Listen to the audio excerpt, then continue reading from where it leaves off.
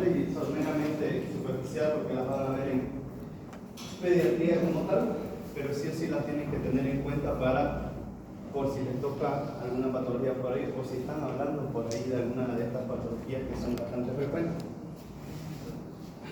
¿no? Y principalmente son el divertículo de Meckel, que es una evaginación de la mucosa hacia afuera que puede comprometer las tres capas oculares, que es una malformación congénita o adquirida en pacientes adultos, pero generalmente congénita, en lo cual, si esta es la luz del intestino normal, se produce una formación de un pequeño saco hacia afuera, el cual tiene hacia adentro la misma mucosa, que es lo que estamos viendo aquí, ¿no? Al tener la misma mucosa, tiene la muscular propia y tiene la mucosa. ¿Cuál es la complicación de esto? Es que en algún momento esto se puede llenar de ya sea contenido de materia fecal o prolito, que puede causar perforaciones, pueden inflamarse, pueden sangrar. ¿Cómo se lo diagnostica? Según la regla del 2, ¿no? En el 2% de la población suele presentarse, se encuentra por lo general a 60 centímetros de la válvula ileocecal o 2 pies, ¿no? Y la válvula ileocecal se encuentra, ya saben, entre el ilion terminal y el ciego, que está anatómicamente ahí, ¿ya? Mide aproximadamente 5 centímetros o 2 pulgadas, es 2 veces más frecuente en varón y el 2% son asintomáticos hasta los 2 años de edad. Pasado de eso, hoy empiezan a tener sintomatología pacientes. Y este es el divertículo de Meckel. Se encuentra generalmente a 60 centímetros de la válvula ileocecal y es un saco ciego que puede tener las tres capas, mucosa, submucosa y muscular. ¿Y qué es lo que causa esto? Que se pueda perforar, que se pueda inflamar o que pueda sangrar, y eso puede causar obstrucción intestinal, ¿ya? Entonces, vemos aquí un divertículo de Meckel perforado, lo cual da sintomatología de un abdomen agudo quirúrgico, pasando desde distensión abdominal, vómito y falta de eliminación de heces y gases. Su resolución netamente quirúrgica, ¿ya? Entonces, los divertículos de Meckel pueden parecerse a la mucosa del intestino delgado normal, pudiendo existir tejido ectópico tanto de páncreas o del estómago como tal. Y como tal, si existe este tejido, puede haber secreción de ácido clorhídrico, y lo cual va a permitir que esa mucosa se ulcere y dando perforaciones, lo cual puede convertirse en una emergencia si hay una perforación del tubo gastrointestinal a cualquiera de sus niveles. Solo si tiene tejido pancreático o gástrico en su composición, ¿no? Estos pueden tener mayor o menor tamaño, eso es indiferente, pero pueden dar las mismas complicaciones, ¿ya? Y la otra patología bastante frecuente es la estenosis pilórica, que se ve bastante frecuente en pediatría. Como su nombre lo dice, una estenosis es una estrechez o disminución de la luz intestinal, generalmente debida a hipertrofia de las células cercanas o procesos tumorales, ¿no? Si esta es la luz normal, cuando se produce una estenosis, pues disminuye la luz considerablemente, y eso va a producir procesos patológicos obstructivos principalmente, ¿no? Puede ser congénita o adquirida, congénita al momento del nacimiento, adquirida por procesos tumorales generalmente en adultos, de 3 a 5 veces más frecuente en varones, 1 de cada 200 a 900 nacidos vivos, mayor riesgo en las trisomías 18, ¿no? Y en el síndrome de Gray-Tunnel, la exposición a eritromicina y acitromicina dentro de las 2 primeras semanas de gestación y dentro de las 2 primeras semanas de lactancia está asociada a la hipertrofia de la estenosis pilórica. Entonces, otro de los factores de riesgo para tener hipertrofia del píloro es la exposición de la eritromicina o acitromicina hasta las 2 semanas de lactancia, ¿ya? Entonces, si nosotros vemos que aquí tenemos el cardio y aquí tenemos el píloro, aquí se produce un aumento en las paredes del píloro y eso produce disminución de la luz. Por lo tanto, vamos a ver un corte así. Esta disminución de la luz ¿qué es lo que va a producir? Que todo lo que entra al estómago no progresa al duodeno. Y si no progresa el duodeno, ¿qué es lo que va a pasar? Va a haber un síndrome de mala absorción, el paciente se va a cumplir, o va a haber regurgitación de todo el contenido gástrico. ¿Ya? Entonces, las presentaciones del nacimiento de las 3 primeras semanas con vómitos y coquetazos, pudiendo evidenciarse peristaltismo desde el exterior, ¿ya? Además de palpar una masa ovoide y firme en la región abdominal del neonato, ¿no? ¿Qué es lo que vamos a evidenciar? En la masa de más o menos 2 a 3 centímetros en el 90% de los casos, y esta masa de aquí se puede asociar a peristaltismo, o sea, movimientos gástricos. Ahora, y posteriormente a la lactancia, el neonato lo que va a hacer es regurgitar, vomitar en escopetazo porque no está pasando la leche. ¿Ya? Entonces, la resolución de este problema es netamente quirúrgica. El diagnóstico, primero hay que sospecharlo para diagnosticarlo, y dentro de ello, ¿no?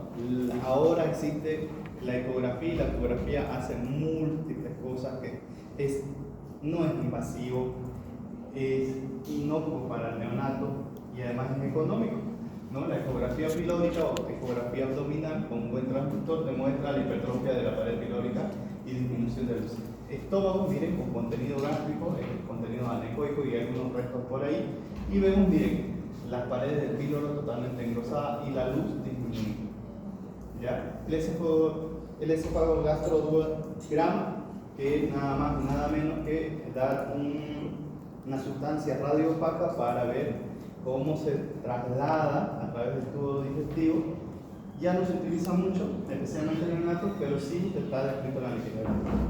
Y ahora, dentro de los otros estudios para el diagnóstico de la estenosis pilórica está descrito la endoscopía, pero como una alternativa última en los neonatos. ¿Por qué? Porque hay que sedarlo al paciente y hay que hacerlo que duerma, y eso involucra más riesgos para el neonato. Dentro de ellos, broncoaspiración principalmente, porque el estómago está con contenido y todo lo que está ahí tiene que ir a algún lugar. Y si lo vamos a echar al paciente, pues eso que está ahí puede ir directamente al pulmón, causar una neumonía por broncoaspiración tremendamente complicada de tratar. Otra enfermedad bastante común es la enfermedad de Hirschsprung, o también el megacolon agangliónico, ¿ya? Que es debido a una falta de migración de las células ganglionares de la cresta neural hacia el ciego por una mutación en el gen tirosina sinasa, ¿no? Entonces, por falta de migración de la cresta neural hacia el colon al ciego, produce áreas de que el intestino no esté inervado, y por lo tanto, si no está inervado, va a haber ausencia de los plexos nerviosos, ¿no? Y esto se da en 1 cada 5.000 nacidos vivos. El 100% de todos los casos se asocia, perdón, el 10% de todos los casos se asocia a síndrome de Down, ¿no? El 5% existe una enfermedad, en el 5% de estos pacientes existe una enfermedad neurológica grave, también conocido, como les mencioné, megacolon agangliónico congénito. También este nombre es bastante conocido en vez de la enfermedad de Hirschsprung, ¿no? Y se da, como les mencioné, por una falta de la migración de las células de la cresta neural hacia el ciego. Entonces, esto, como consecuencia de ello, no existe plexo submucoso de Meissner ni plexo mientérico de Auer. Entonces, puede ser pregunta de examen, ¿ya? Por lo tanto, se produce una aperistalsis, o sea, no hay un intestino inervado. Por lo tanto, si ese intestino que no está inervado, al estirarse, al estimularse, no va a haber contracción de rebote. Por lo tanto, cuando nosotros normalmente consumimos cualquier cosa, se forma un bolo alimenticio, y ese bolo es propulsado por el peristaltismo intestinal. Distiende y la parte anterior se contrae, propulsando en dirección cefalocaudal el bolo alimenticio para que sea eliminado. Cuando no se produce la inervación o cuando faltan estos dos plexos, vamos a tener que el paciente forma prácticamente oclusiones. ¿Y por qué la forma? Porque no tenemos la inervación. Normalmente tenemos una mucosa, una lámina propia, una muscular, una capa fibrosa y los plexos mientéricos que están distribuidos en la mucosa intestinal. Cuando se produce la patología del megacolon agangliónico, vamos a tener que normalmente tenemos inervación en todo el colon, lo cual facilita el peristaltismo o el movimiento que tiene el intestino normalmente para propulsar las heces hacia afuera. Cuando se da megatono agangliónico, lo que pasa es que se interrumpe la inervación y por lo tanto no va a haber peristaltismo en toda el área afectada. Y esa área se va a ver más disminuida o atrófica o disminuida de tamaño, siendo que el área más proximal vamos a tener una dilatación porque aquí se van acumulando las heces y esto se va a ir ensanchando, ¿no? Entonces lo cual va a producir obstrucciones intestinales verdaderas. Ahora, si lo vemos macroscópicamente ya en una pieza anatómica normal o en una postcirugía, vemos cuál creen que es el colon sano. Este es el colon sano, el que tenemos distendido, poco violáceo, porque al incrementar la presión infraluminal, la irrigación tanto arterial como venosa va a estar disminuida, ¿no? Y está lleno de contenido fecal o meconio, si es un paciente neonato. Y la área afectada es esta, en la cual no se tiene ninguno de los plexos y por lo tanto no se contrae y produce obstrucción. Entonces vamos a tener a los neonatos con el abdomen distendido, globoso, con falta de eliminación de heces y gases, ¿no? La manifestación en capacidad de eliminar meconio, principalmente de distensión abdominal o en el colon marcado, ¿no? Con alto riesgo de perforación intestinal asociada a necrosis, enterocolitis sumado a disturbios hidrológicos. Cuando se produce una obstrucción por un megacolon agangliónico o por otro proceso obstructivo, se va a formar de por sí se va a formar de por sí un espacio virtual que puede ir tanto a cavidad peritoneal o a la misma luz, en el cual va a haber un intercambio interrumpido tanto de hidroelectrolítico, tanto de agua como de electrolitos, además de que vamos a tener un paciente ocluido, vamos a tener un paciente deshidratado porque todo el líquido va a ir yendo ahí, formando un tercer espacio. ¿Ya? Morfológicamente se diagnostica por la ausencia de efección de los dos plexos, de entérico, de Meimer y de Auerbach, ¿no? En el lugar afectado. Macroscópicamente el segmento distal se muestra disminuido de tamaño y el proximal dilatado. Estamos viendo. La resolución netamente quirúrgica. En algunos casos se hace anastomosis al lugar donde está funcionando el intestino y si no hay parte sana desde donde está la obstrucción hasta el recto, ese paciente termina con su colostomía de por vida. ¿Alguna pregunta de esas enfermedades congénitas? ¿Alguna duda? En la de Hitch, ¿Ya? ¿usted dijo que era asintomático hasta los 2 años? En el 2% de los casos, según la regla de los 2, hasta los 2 años. Hasta los 2 años es asintomático. Pasado de eso puede dar sintomatología. ¿Ya? En el 2% de los casos, no es que todos los casos sean asintomáticos, solo el 2% puede causar sin sintomatología. ¿Eso es debido a qué? Como la migración de las células desde la cresta neural se ve interrumpida, alguna que otra pudo haber pasado y llegar a tener una inervación parcial. Entonces hay áreas que pueden tener cierta peristalsis y causar que esto con el tiempo vaya empeorando, pero por eso es que algunos neonatos no tienen sintomatología, el 2%, porque hay ciertas áreas de intestino funcionales. ¿Alguna otra pregunta? Bien, eso de las enfermedades congénitas, hay varias otras, pero las más frecuentes y las que he visto más frecuentemente en la práctica clínica y tanto de ¿ya?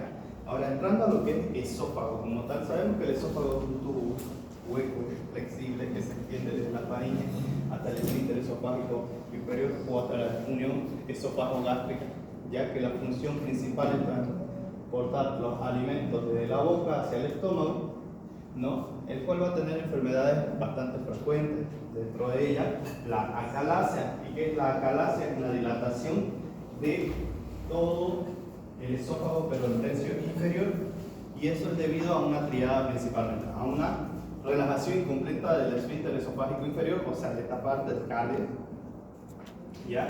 Aumento del tono de este mismo esfínter y falta de peristaltismo esofágico, o sea, falta de propulsión de este segmento hacia, lo cual va a producir que el segmento inferior del esófago se empiece a ensanchar y a dilatar, porque este segmento de aquí no se dilata y evita el pase de la comida al estómago.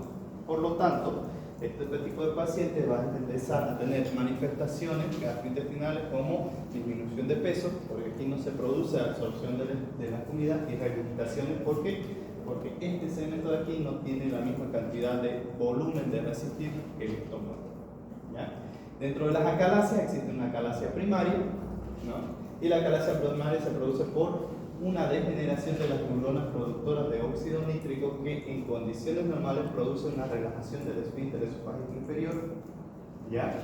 Y así como hay una acalasia primaria, hay una acalasia secundaria, y la acalasia secundaria se produce por la enfermedad de Chagas, y la enfermedad de Chagas saben que es debida a la presencia del trypanosoma cruzi, en el cual produce una disminución del preexomio entérico y por consiguiente una disminución de la contracción del esfínter esofágico inferior. Y como en la enfermedad de Chagas es bastante frecuente la acalasia, también puede haber megacolon, también puede haber insuficiencia cardíaca debido a la enfermedad de Chagas. No necesariamente un paciente chagásico solo va a ser acalasia, no necesariamente un paciente chagásico solo va a ser insuficiencia cardíaca, no necesariamente va a ser un megacolon chagásico, eso depende mucho de la muy mala suerte que le toque al paciente. Generalmente las principales manifestaciones de la enfermedad de Chagas son pues cardíacas, y en segunda frecuencia son los megacolon chagásicos como tal, que tenemos un aumento en longitud y diámetro del colon por ausencia de este peritantismo que tenemos en el intestino, porque el trypanosoma cruzi disminuye o destruye todas esas células nerviosas. ¿Ya? Como habíamos mencionado, se corta la inervación en la acalasia primaria, ¿no? Y lo cual disminuye o aumenta el tono del esfínter esofágico inferior y no produce relajación y no hay pase de los alimentos al estómago. ¿Ya? Entonces, esa es la primaria. Y en la secundaria, por enfermedad de Chagas la principal, pero puede dar por cualquier otra patología que produzca alteración muscular y nerviosa, como por ejemplo la poliomielitis, que produce una alteración neuromuscular. La neuropatía diabética, sabemos que la neuropatía diabética afecta todas las vainas de mielina, y todo órgano que esté inervado va a haber alguna afectación en mayor o menor medida, ¿no? Asociada al síndrome de Down, a dilataciones con baleón, inyección de toxina buconítica en el esfínter esofágico inferior. ¿Y qué es lo que vamos a ver? ¿Cómo se diagnostica? Con una endoscopia. Macroscópicamente vamos a ver que un esófago normal tendría que tener más o menos este calibre, pero aquí vemos una dilatación del esófago y en algunos casos vamos a ver restos alimenticios en la mucosa. Ahora, como tenemos esta acumulación en el tercio inferior del esófago, vamos a tener cambios de la mucosa, porque para tratar de digerir esto vamos a tener una metaplasia en lo que es en el esófago y en la línea Z para tratar de suplir la función del estómago, lo cual puede predisponer que el paciente tenga un proceso canceroso. ¿Alguna pregunta de acalasia? Bien. Otra de las enfermedades bastante frecuentes y que reporta el libro es la enfermedad, la esofagitis por reflujo, o la enfermedad por reflujo gastroesofágico, que es, a diferencia de la acalasia, una incompetencia del esfínter esofágico inferior y que produce que el contenido gástrico no se quede en el estómago y haya cierto reflujo hacia el esófago. Y como saben, el contenido gástrico por sí es ácido y eso produce una lesión e irritación persistente y permanente en el esófago, lo cual puede cambiar la estructura del mismo esófago, llevando a que el paciente pueda tener más complicaciones más adelante, ¿no? Entonces, la enfermedad por reflujo gastroesofágico como tal tiene una prevalencia entre 10 y 20% en el occidente, es menos del 5% en Asia, y es más frecuente en mayores de 40 años. Los síntomas frecuentes son una pirosis, disfagia, regurgitación, sabor amargo en la boca, aumenta después de haber comido generalmente. La principal fuente de lesiones del esófago es el reflujo de contenido gástrico. Como les mencioné, el ácido clorhídrico que se encuentra en el estómago produce cambios anatómicos y estructurales en la mucosa del esófago, y eso es lo que va a derivar los signos, sintomatología de esta enfermedad, debido a una reducción del tono del esfínter esofágico inferior o aumento de la presión intracraneal. El aumento de la presión intraabdominal puede ser debido a pacientes obesos, pacientes que consumen muchos cigarrillos, consumo de alcohol, que va a predisponer a que se tenga una enfermedad por reflujo gastroesofágico. ¿Ya? Morfológicamente, ¿qué es lo que vamos a ver? Si hemos dicho que tenemos contenido gástrico y el cual es ácido en la cavidad, en el estómago como tal, vamos a tener que esto va a lesionar la mucosa y primeramente vamos a tener una hiperemia y edema local, ¿ya? Adelgazamiento posterior de las capas epiteliales superficiales con infiltrados del neutrófilo y eosinófilo en esa área, o sea, del esfínter esofágico inferior hacia arriba, ¿ya? Y eso va a depender de la frecuencia y de la intensidad de la enfermedad y de si se trata o no se trata, ¿no? ¿Cómo se diagnostica? Sintomáticamente, el paciente que ingresa, el paciente que va a su consulta y refiere que tiene mucha vinagrera, sensación de ardor posterior a comer y se empeora posterior al echarse, ¿no? Además que puede tener dispepsia, puede tener sensación de boca amarga. Entonces, a ese paciente lo que se le hace es una endoscopía digestiva alta, y en la endoscopía digestiva alta, ¿qué es lo que vamos a ver? La hiperemia y edema, ¿no? Con hiperplasia de la zona basal o de la zona Z, con adelgazamiento de las capas epiteliales superficiales que estamos viendo acá, ¿no? Infiltración de neutrófilos en una placa histológica, pero básicamente, ¿qué es lo que se ve? Normalmente, entre la unión de esofago gástrica hay una línea Z que se llama, que debería ser uniforme, debería bordear todo este lado aquí, pero aquí en esta endoscopía, macroscópicamente vemos que hay una área de hiperemia de forma irregular que se eleva irregularmente y además tiene área aterciopelada, pero con edema local. Eso ya traduce una metaplasia, y como ustedes saben, la metaplasia es un cambio de célula, ¿no? De la forma y distribución, lo cual predispone a que este pedacito de aquí se convierta en algún momento en un proceso canceroso. Entonces, la enfermedad por reflujo gastroesofágico está asociada al cáncer gástrico con mayor frecuencia.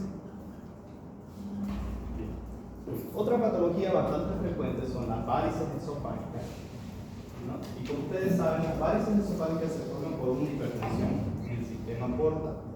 Tiene que haber un aumento de la presión del sistema porta, ya sea intrahepática, posthepática, cualquiera sea la causa, va a producir un aumento tortuoso de todo el sistema porta, y como la sangre tiene que ir a la aurícula derecha de una forma, va a ir buscando por dónde y va a ir aumentando de calibre en su trayecto.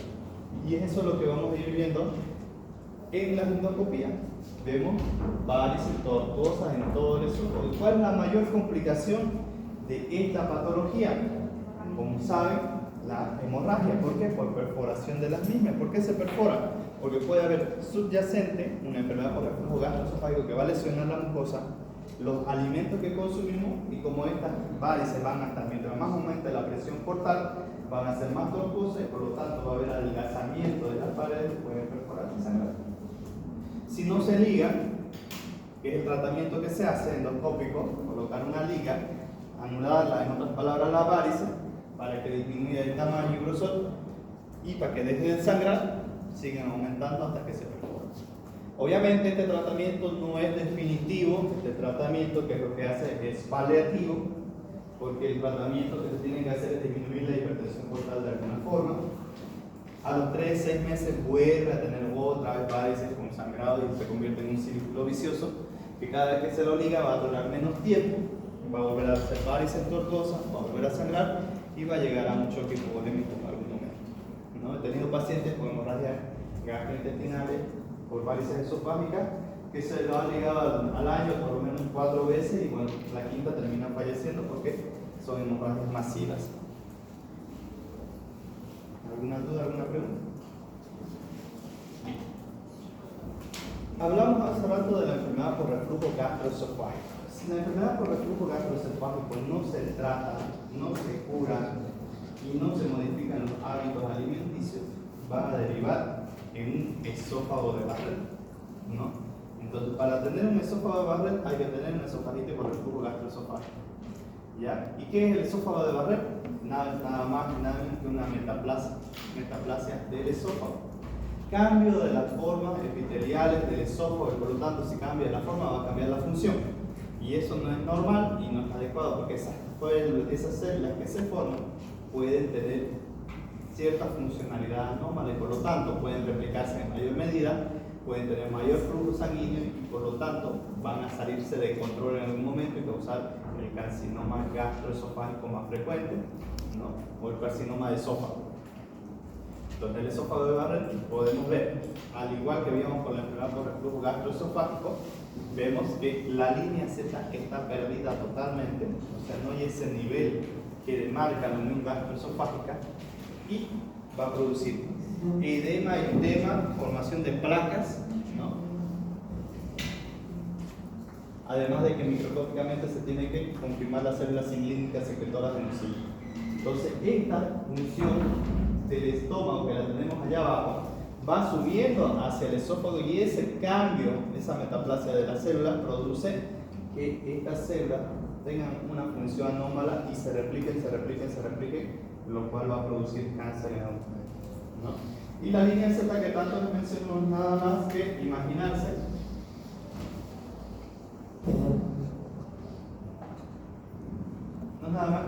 si este es el esófago y este es el estómago. Aquí, imaginariamente, hay un choque entre mucosa del estómago y mucosa del estómago que se la llamamos línea Z, ¿no? Entonces, la cual debería ser uniforme. Y cuando tenemos un esófago de Barrett o una enfermedad por reflujo gastroesofágico, miren cómo la mucosa normal con línea Z que se respeta en esta parte de acá, y aquí ya vemos esófago de Barrett donde vemos pérdida de la línea Z con eritema y edema, y además de formación de áreas aterciopeladas de la mucosa esofágica y hacia arriba, ¿no? Entonces vemos una mucosa congestiva, eritematosa y con cambios de su morfología. Entonces, la lesión que ocurre, ¿no?, en las células gastroesofágicas se resume en esta imagen. Tenemos en la imagen A, la reparación de la lesión inducida por reflujo conduce a la transdiferenciación de las células epiteliales esofágicas, ¿no? Entonces aquí tenemos el esófago y aquí tenemos el estómago, la línea Z, ¿no? La reparación de tejido dañado resulta de las células progenitoras del cáliz gástrico. Se lesionó y vemos que para resolucionar esta área que se lesionó, vamos cambiando de esta área, este epitelio mínimo, cilíndrico estratificado, a cilíndrico simple, y va subiendo. Y ese cambio, esa reparación de tejido dañado, resulta de la migración de células residuales de la unión esófago-gástrica o del cáliz. O sea, cuando se produce la lesión en el esófago como tal, la recuperación, la reparación es a expensa de que las células gastrointestinales vayan escalando y cambiando la composición del estómago, del esófago hacia arriba. ¿Ya? Entonces aquí lo mismo, vemos un estómago, que vemos los pliegues gástricos con las cristas que están ahí, la mucosa gastrointestinal, las células formadoras de moco, ¿no? Y aquí vemos el esófago, en el cual tiene otro epitelio. Lo mismo en un corte transversal, vemos la muscular del esófago, la mucosa del esófago, lo cual va a tener muchos cambios estructurales cuando se produzca el cambio de epitelio. Ahora, macroscópicamente, ¿cómo vamos a diferenciar? ¿Cómo vamos a ver? Miren, un esófago normal tendría que verse más o menos así al momento de que el paciente se le haga una autopsia, ¿no? Pero el paciente que está teniendo un esófago de Barrett o cáncer esofágico, vamos a ver bien esa mucosa esofágico-gástrica en el cual tenemos aumento de los pliegues de la mucosa gástrica con cambios de la coloración, eritema y edema hacia arriba de la mucosa del estómago con incluso cambios de la misma mucosa del estómago.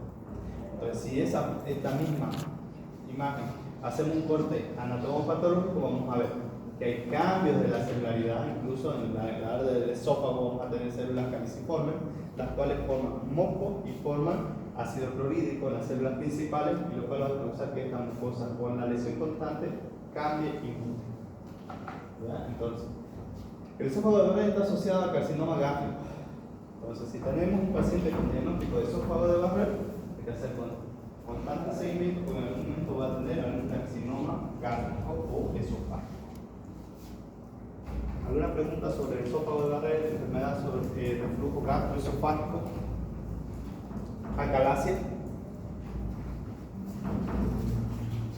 Si en su examen le pusiera paciente que tiene antecedentes de ser enolita crónico, en área data, ingresa a su consulta con validez cutánea marcada, con evidencia de que, o con el antecedente de haber tenido deposición melénica en varias oportunidades, al momento de su consulta está con hemodinamia estable, ¿cuál sería el diagnóstico más probable del paciente?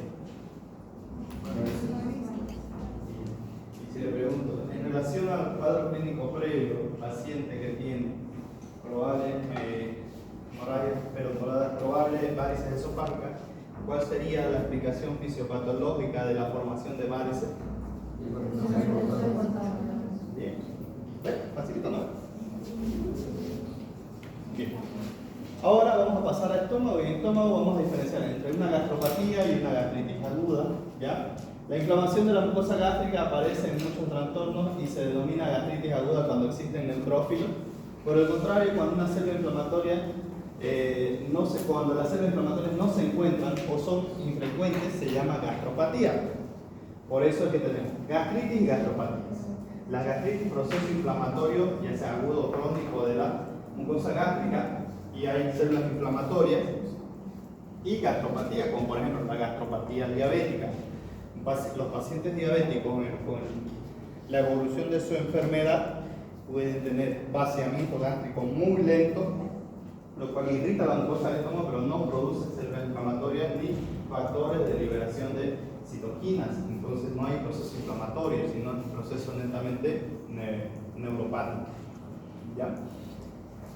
Consideremos que la mucosa gástrica tiene mecanismos de protección, y dentro de ellos la protección que tiene es las criptas que tiene, la formación de moco que disminuye la lesión del mismo ácido clorhídrico, ¿no? El moco en la superficie de secreción, el bicarbonato en el moco de flujo sanguíneo, ¿no? Eso disminuye la lesión de la mucosa gástrica. Pero esta mucosa gástrica puede ser afectada, puede ser lesionada por múltiples causas. Dentro de ellas, la principal causa de que haya cambios en la mucosa, de que haya destrucción de la mucosa, es la infección por Helicobacter pylori, una bacteria bastante frecuente. Los AINES, como por ejemplo aspirina, paracetamol, ibuprofeno, diclofenaco, que son AINES, inhibidores de la citoxigenasa, tabaco, alcohol por irritación local, hiperacidez gástrica, reflujo gastrointestinal. Esto va a causar que la mucosa gástrica disminuya la cripta y disminuya la producción de moco. Y al disminuir estos dos, va a haber más predisposición a formación de las úlceras. Y una úlcera no es nada más que una pérdida de contigüidad en la mucosa con excavación de la misma, con formación o con evidencia de neutrófilos y células inflamatorias. Entonces vamos a tener que la mucosa gástrica tiene factores que la protegen, dentro de ella la misma formación de moco, que disminuye la acidez local del estómago para evitar que las velocidades gástricas se disminuyen de tamaño y disminuye la producción de úlceras. Cuando uno de estos factores son disminuidos, se forman úlceras, y las úlceras predisponen a sangrado, predisponen a sobreinfecciones, predisponen a cáncer gástrico. ¿Ya? La enfermedad de la mucosa relacionada al estrés, si bien existen procesos infecciosos, procesos tóxicos y procesos farmacológicos que producen lesión de la mucosa gástrica, también existen procesos asociados al mismo estrés. Y no al estrés sometido de ustedes, digamos que se someten al examen de anatomía patológica, sino al estrés grave, como por ejemplo pacientes que son quemados graves. Eso es estrés mínimo, digamos, ¿no? Por cierto, ese examen estuve pensando en todas las vacaciones, ¿cómo le complico la vida a los estudiantes para tomar ese examen y que no me la charlen en su hoja? Noches sin dormir, hasta que encontré la forma. ¿Ya? Entonces, el estrés grave, por ejemplo, traumatismo craneoencefálico grave, pacientes intubados, pacientes con quemaduras extensas del cuerpo, producen un tipo de lesión específica. ¿Ya? Por ejemplo, las úlceras gastroduodenales son bastante frecuentes En pacientes, si tenemos úlceras gastrointestinales puede haber sangrado, ¿ya? Entonces, pero si las encontramos en el contexto de un choque séptico o traumas graves, podemos asociarlas netamente al estrés que sometió el paciente. Un poco frecuente encontrarlas. Las que son más frecuentes son estas dos de aquí. Las úlceras de Curling, que se encuentran en la porción proximal del duodeno, en el contexto de quemaduras o traumatismo grave. ¿Cómo nos damos cuenta de esas úlceras? Esas úlceras sangran. Tenemos un paciente intubado, un paciente postrado en cama, quemado, pequeado grave, y de un rato a otro nos enfocamos en la parte del cerebro y empezó a sangrar. Le hacemos una endoscopía y encontramos cerca de la región del duodeno estas lesiones en sacabotaje. Entonces, una úlcera por estrés de Cushing. Por el contrario, si tenemos la otra úlcera por estrés de Cushing, una úlcera gastrointestinal, duodenales o esofágicas que afectan a personas con lesión netamente cráneoencefálica, ¿no? Entonces, podemos diferenciar entre los dos. Obviamente, las dos causan la misma sintomatología, que es principalmente sangrado gastrointestinal. Y el sangrado gastrointestinal que es de diagnóstico endoscópico.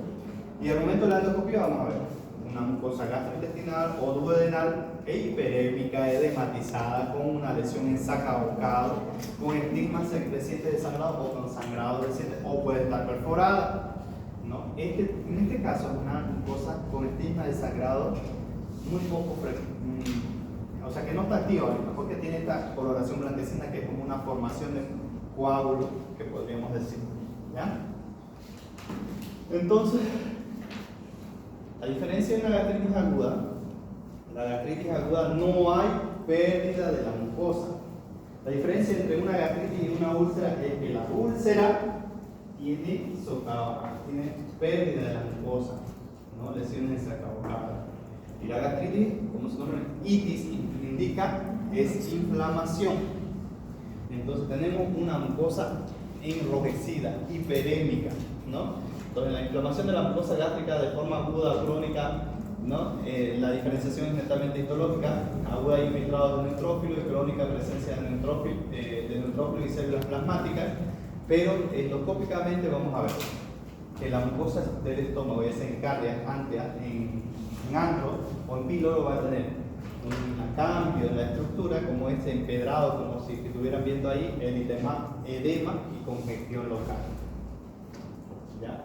Entonces, las causas de gastritis pueden ser por estrés, por uso de AINES, consumo excesivo de alcohol, tabaquismo, quimioterapias, uremia. La uremia, como saben, se produce en pacientes que son renales crónicos, y la urea produce edema de la mucosa gastrointestinal en todo su trayecto, tanto de estómago como colon, intestino delgado. Y eso va a predisponer a que, si está edematizada la mucosa, va a predisponer a que pueda tener lesiones en cualquier trayecto y puede causar sangrado, ¿no? Infecciones bacterianas o virales y traumáticos.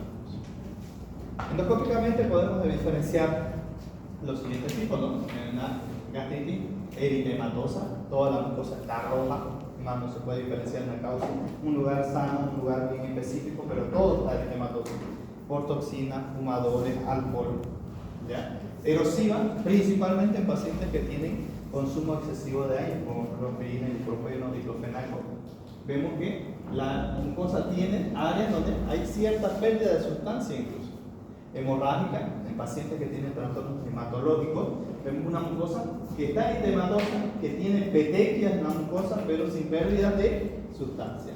Atrófica, sabemos que la mucosa del estómago normalmente tiene pliegues, ¿no? Como así, y podemos ver que aquí los pliegues son bien superficiales, que denotan pacientes con enfermedades crónicas, disminución de los pliegues gástricos, hipertrofia en pacientes que tienen trastornos inflamatorios muy crónicos o inmunológicos. Puede ser que la mucosa cause un sobrecrecimiento de los pliegues gástricos y causar eso. Y nodular, que vemos aquí como el empedrado de loseta que hay en algunas calles. Vemos, miren, múltiples micronódulos que tenemos en el estómago. Este tipo de gastritis está asociado principalmente a la gastritis causada por el Helicobacter pylori, ¿no? Entonces, y toda lesión por el Helicobacter pylori tiene alto riesgo de convertirse en un momento en una úlcera y posteriormente perforarse, o una úlcera que posteriormente puede causar un proceso neoplásico. Y ya hemos hablado del Helicobacter pylori. El Helicobacter pylori es la principal causa de gastritis crónica como tal, ¿ya? En relación a la gastritis aguda, los síntomas de la gastritis crónica son menos graves, pero más persistentes y con mayores complicaciones. La gastritis crónica, el paciente aprende a vivir con esa sintomatología, pero va empeorando conforme va pasando los días, los años. El paciente está con dispepsia, vinagrera, toma una cosa, toma otra cosa, toma el famoso heno, el famoso bicarbonato, disminuye la sintomatología, toma leche, mejora la sintomatología, pero al rato sigue igual, ¿no? Y le hace caso al familiar, le hace caso a la enfermera, le hace caso al de la farmacia y no va al médico, y el proceso va empeorando. Entonces, la bacteria Helicobacter pylori es una bacteria helicoidal, como la vemos aquí, ¿no? Está presente en la mayoría de las muestras de úlceras duodenales. Entonces, cuando vemos una úlcera endoscópicamente en el duodeno, sabemos que el 90% es debida a Helicobacter pylori, ¿no? Los seres humanos son los principales portadores, la transmisión es fecal-oral. ¿Eso qué quiere decir? Que para contraer la bacteria Helicobacter pylori hay que comer heces de otro paciente infectado, en otras palabras, ¿ya? Actualmente se encuentra en el 5% de los que tienen de 18 a 30 años y el 50% de los pacientes que tienen de 65 años para adelante. ¿Ya? Entonces, se manifiesta como una gastritis de predominio antral, como saben. Aquí está el caries, aquí está el antro gástrico, que es como una cúpula del estómago, donde es la predilección de afectar principalmente. Incrementa la producción local de gastrina, ¿no? Ayudada por los flagelos que tiene, incrementa la producción local de gastrina, lo cual incrementa la masa de la célula, la hace hipertrofiar, y como consecuencia de ese incremento del tamaño de las mismas células va a haber una producción excesiva de ácido clorhídrico. ¿Ya? Entonces, en cuadros de larga duración puede dar lugar a una gastritis atrófica con reducción de la masa parietal y metaplasia intestinal. Entonces, ¿cómo hace para resistir esta bacteria si el estómago es gástrico de por sí, ¿no? Esta bacteria tiene adaptaciones, tanto flagelos, que permiten que la bacteria se movilice en el moco viscoso del estómago, la ureasa, que genera amoníaco a partir de la urea endógena, incrementando el pH local y mejorando la supervivencia bacteriana local, ¿ya? Tiene adhesina, que mejora la adherencia de las bacterias a la célula, y toxinas como el gen A asociado a citotoxina CATA, ¿no? Esta toxina ayuda a que esta bacteria prolifere en el antro gástrico, lo cual hace que se prolifere, que multiplique y que pueda predisponer a formación de úlceras. ¿Ya? Entonces vemos que la mucosa normal, tenemos cilios, tenemos moco que protege a la mucosa de la lesión. Una vez llega el Helicobacter pylori, ¿no? Coloniza este lugar, va a producir un proceso inflamatorio local, y a su vez, por disminución de la producción de moco y el exceso local de producción de gastrina, va a producir que este moco sea insuficiente para proteger la mucosa, y como tal va a ir a producir destrucción celular, donde van a haber exposición en sacabocados de la mucosa, y esto es lo que llega a dar las manifestaciones sintomáticas de la enfermedad por Helicobacter pylori, como por ejemplo el hambre dolorosa. Pacientes cuando tienen una úlcera, ya sea por el Helicobacter pylori o no por el Helicobacter pylori, la principal característica es que tiene hambre y a la vez tiene dolor. ¿Por qué? Porque se produce cuando el estómago está vacío mayor ácido clorhídrico, y eso actúa como sal a la herida y va a causar que el paciente sienta dolor. Cuando come, el paciente disminuye la acidez del estómago y mejora la lesión que hay en la úlcera, entonces el paciente siente cierto confort posterior al comer. ¿Ya? Entonces, la mucosa antral puede estar eritematosa, presentar aspecto tosco o nodular, como vemos acá, cuando se ve una gastritis eritematosa con micronódulos o macronódulos, como estamos viendo acá, podemos sospechar de que el paciente esté con una sobreinfección por Helicobacter pylori, ¿no? Además de eso, si hiciéramos un extendido inflamatorio por células plasmáticas, linfocitos y macrófagos. Pero endoscópicamente, la principal lesión que vemos es una lesión en empedrado asociado a eritema y edema de la mucosa. ¿Ya? Bien. Aquí vamos a ver varias imágenes endoscópicas en las cuales podemos visualizar duodeno con estas lesiones diferentes. Miren, esta lesión de aquí tiene un tinte y un color más oscuro que puede ser desde coágulos con proceso de degradación o un proceso tumoral. ¿Ya? A diferencia de este lado de acá, que vemos una lesión en sacabocado, pero con bordes sobre levantados en el proceso gástrico. Los bordes sobre levantados en una úlcera están más asociados a procesos gástricos cancerosos. A diferencia de esta úlcera de acá, que si bien igual tiene una lesión en sacabocado, pero miren, los bordes prácticamente no se diferencian, están a nivel de la mucosa. Estos bordes están por encima del nivel de la mucosa y estos están asociados a procesos cancerosos. ¿Ya?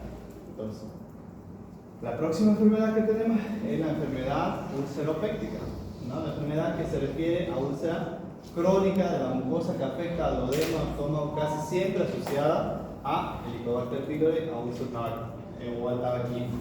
¿Cuál es la diferencia entre una gastritis por Helicobacter pylori? Justamente que estas son más profundas, tienden a tender a perforarse, causar más frecuentes hemorragias de ¿ya? La enfermedad ulceropéctica es consecuencia de los diferentes desequilibrios de la mucosa gástrica, los cuales fallan en la función de proteger. Como habíamos mencionado, la mucosa gástrica tiene la principal barrera, la producción de moco, y ese moco disminuye la acidez del pH y disminuye la lesión de los pliegues gástricos. Cuando hay una alteración de uno de ellos, se producen las úlceras. Su localización más frecuente es próxima al duodeno o a unos pocos centímetros de la válvula pilórica. Entonces, las úlceras pépticas son más frecuentes próximas al duodeno. Se puede encontrar con metaplasia de las mismas células que hay por aquí, ¿no? Son lesiones solitarias en el 80% de los casos.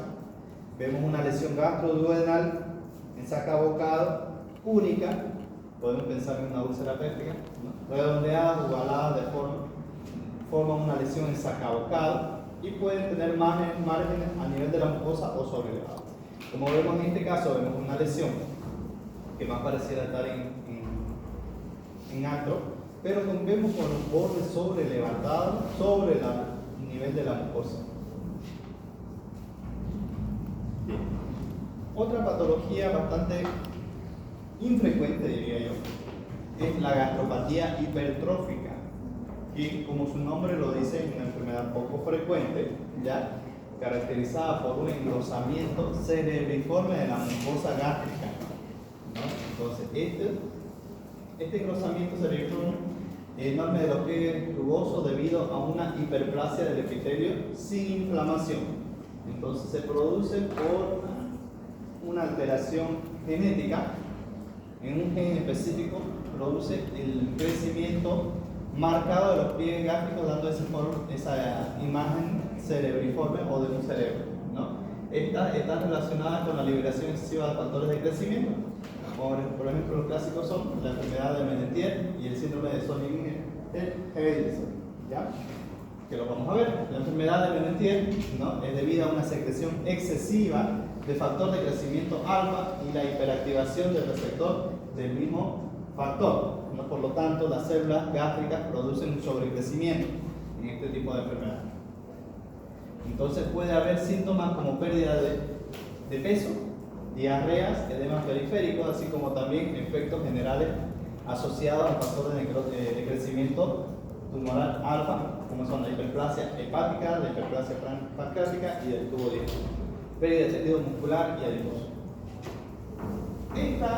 Este factor de crecimiento lo que hace es sobrecrecimiento de la mucosa gástrica localmente, pero en algunas oportunidades puede asociarse a procesos sistémicos, por ejemplo, crecimiento del hígado, crecimiento pancreático y del mismo tubo digestivo, ¿no?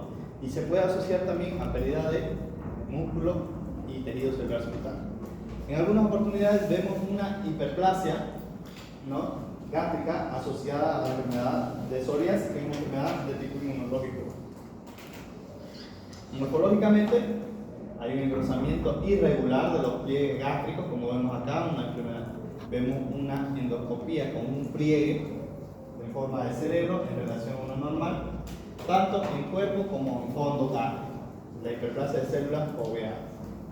Entonces, en la enfermedad de Mentier hay una hiperplasia de las células de los pliegues gástricos asociado al factor de crecimiento alfa. Y la enfermedad de Zollinger-Ellison es una enfermedad netamente por tumores neuroendocrinos que pueden afectar tanto duodeno como páncreas. ¿Ya? ¿No? Estos producen secreción de gastrina y casi siempre se encuentran en intestino delgado o en páncreas. Cuando vemos esto asociado a otro proceso neuroendocrino como tal, tenemos la enfermedad de Zollinger-Ellison. El 75% de los pacientes tienen gastrinomas únicos en el mismo estómago y el 25% restante permanece a una neoplasia endocrina múltiple, que puede estar afectado páncreas, puede estar afectado duodeno y puede dar múltiples manifestaciones. ¿Ya? Entonces, miren, vemos un proceso tumoral, ya sea en duodeno, que puede estar asociado o no a un proceso tumoral en páncreas. Eso lo determinará la biopsia del tumor. ¿Alguna duda, alguna pregunta? ¿Algo que no haya quedado claro? Como van a ver, es un tema bastante extenso, solo revisen los temas que he mencionado. Hay varias enfermedades que no he mencionado porque son infrecuentes y algunas las van a ver en otra materia.